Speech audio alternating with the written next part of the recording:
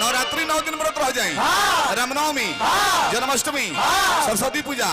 लक्ष्मी पूजा, सारी पूजा पढ़ कर तनी हर साल सावन में जाके बोल बम जोल ढारता रहो, सब बेकार बा। कब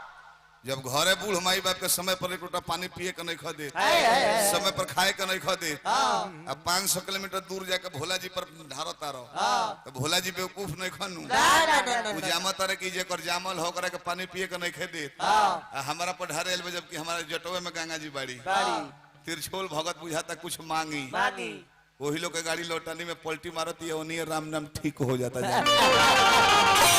एगो विद्वान के कहला मालिक, जिस घर में बूढ़े माता पिता हंसते हैं उसी घर में देवी देवता बसते हैं।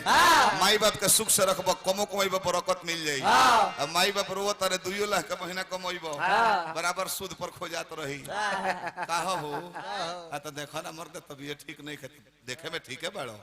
तो ना पानी पिए के पी लेता नहीं, अब फेंके के बड़ा डॉक्टर पाइप लगा के झोरी टांग दल बल्ले के घूमल फिरे के पता